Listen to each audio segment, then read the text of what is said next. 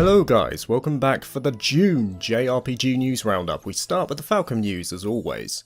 On the merch side, only two things of note. There is an Ys 35th anniversary album that has gone up for pre-order, releasing on October the 12th with 13 tracks covering the entirety of the series. And there are some limited run Mamezara plates up for pre-order in a set for just over 6,000 yen. These are the small snack plates you see at Japanese izakayas and the like. They will release on the same day and are limited to 1,000 units.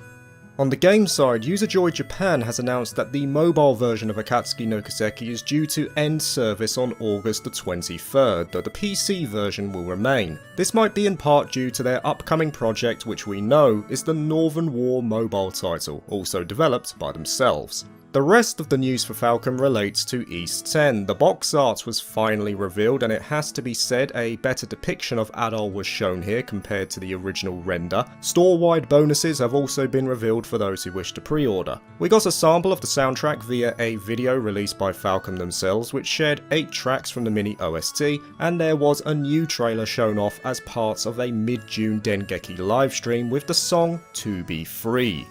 Moving to the general JRPG news now, starting with merchandise. Spike Chunsoft are releasing pop-up parade figures of Yuma and Shinigami, plus a Nendoroid of Shinigami herself. Pre-orders open next month at 4,800 yen each. Bandai Namco have announced a 1/7 scale figure of Berserker class Miyamoto Musashi for the upcoming release of Fate Samurai Extra. You can buy it separately at 28,000 yen, or you can get it as a bundle as part of the Treasure Box DX edition for the game, though this option only exists for Japan. Note that this is also the only way to get the Azure flames around the base. A 1/7 scale figure of Haru Okamura has been put up for pre-order. It's 23,000 yen and releases in April 2024. Rounding out the merch side is Square as always. The art of Final Fantasy XVI will be releasing in August 2023. It comes to 4,400 yen. The Chonky Moogle is also up for pre-order at $65 via the Square Enix store. Kairi and Traverse Town music boxes are due out in November for 2,750 yen each,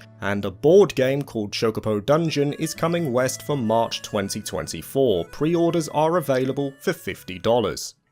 On the developer side of things, we start with Square, who announced that Octopath Traveler 2 had deservedly sold 1 million units worldwide earlier this month. Triangle Strategy surprisingly also got a new update, which notably yielded one extra story to play through. For Final Fantasy, Clive's sword from Final Fantasy XVI has been displayed at the Tower of London, and will remain there until mid-July. Memoria Project released a 25-minute unplayable demo of Final Fantasy IX in Unreal Engine 5, potentially showing what a remake of the title could look like. A bit more on that later. Needless to say, it looks very impressive, even as just a proof of concept.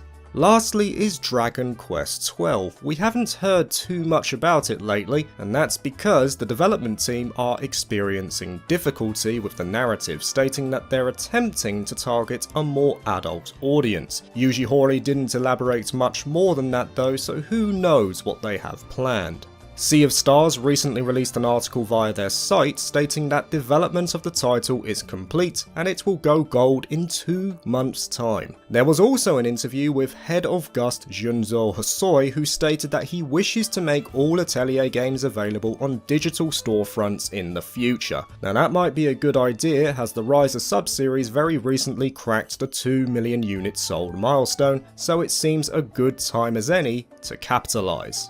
NIS America on the other hand hit us with some bad news, as they delisted several games from the PlayStation Network and Nintendo digital storefronts. No official reason was given, but here is another example of advocating for physical copies to remain. Atlus announced that Persona 5 has recently hit the 9 million units sold milestone, a very well deserved achievement.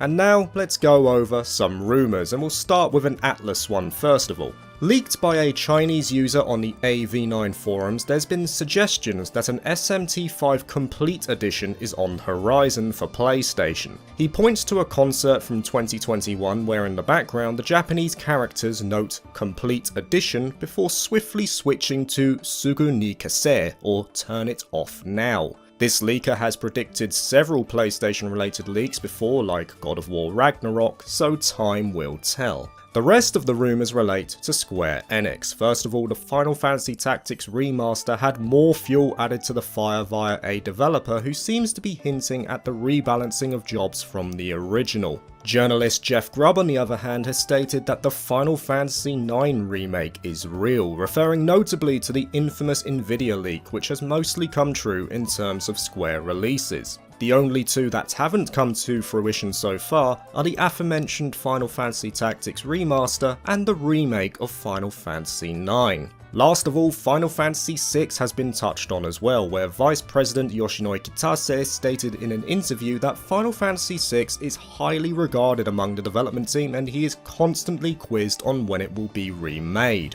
At the moment, it seems like they're focusing on the Final Fantasy VII Remake trilogy, but who knows after that.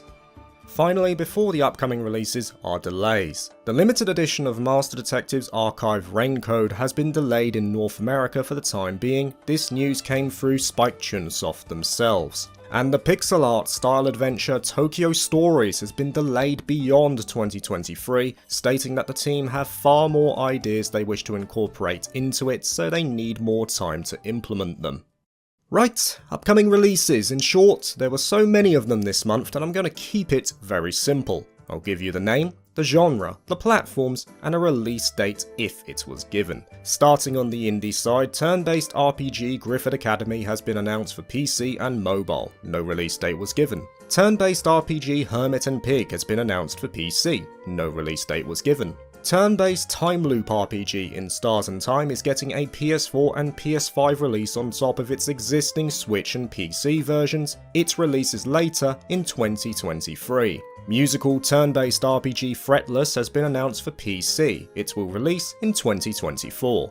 The World Ends With You inspired rhythm RPG Urbano Legends debut has had a Kickstarter published and a playable demo. No release date for obvious reasons. Turn-based RPG Alterium Shift is entering early access for July. A demo is available now. Action RPG Angeline Era, inspired by the early East titles, has been announced for PC, releasing in 2024. Turn-based RPG Terra Memoria has been announced for PS5, Switch, Xbox Series and PC. No release date was given. Tactical RPG Arcadian Atlas is launching on July the 27th for PC and coming to consoles at a later date. Creature collecting RPG Nexomon 3 is coming to PC via Steam. No release date was given. And finally, Action RPG Eternite will launch on the 21st of September for PS4, PS5 and PC.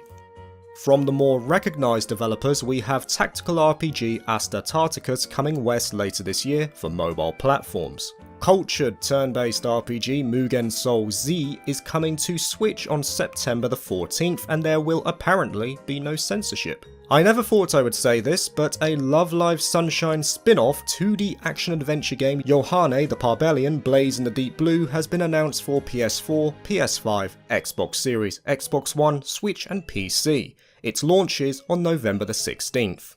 MMORPG Tower of Fantasy is coming to PS4 and PS5 for August the 8th. The tactical RPG Front's Mission the First Remake is coming to PlayStation 4, 5, Xbox Series, Xbox One and PC for June the 30th. In other words, it's already released. Tactical RPG Fire Emblem The Blazing Blade is now on Switch Online via the expansion pass.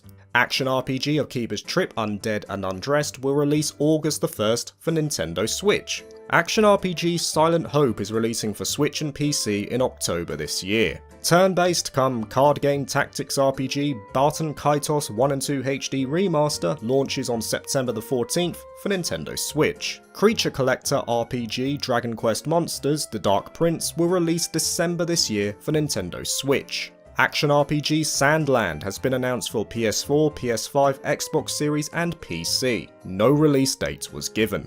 Action RPG East 10 Nordics releases on September the 28th for PS4, PS5 and Nintendo Switch for Asian regions.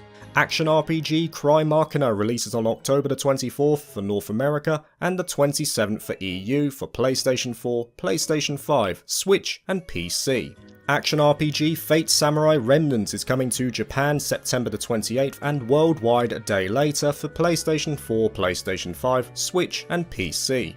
Tactical RPG Persona 5 Tactica has been announced for PC, Xbox One, Xbox Series, PS4, PS5 and Switch and releases on November the 17th. Turn-based RPG Metaphor ReFantasio has been announced for PC, PS4, PS5 and Xbox Series. It launches in 2024 worldwide. Turn-based RPG Persona 3 Reload has been announced for PS4, PS5, Xbox One, Xbox Series and PC. It releases in early 2024. Turn-based RPG Super Mario RPG Legend of the Seven Stars Remake is coming to Switch on November the 17th. Turn-based RPG Like a Dragon Infinite Wealth is coming early 2024 to PS4, PS5, Xbox One, Xbox Series and PC. And lastly, Star Ocean's Second Story R is releasing November 2023 for PS4, PS5, Switch and PC. It will be developed by Gemdrops, who ported Second Evolution to the PlayStation 4 and Vita in the past.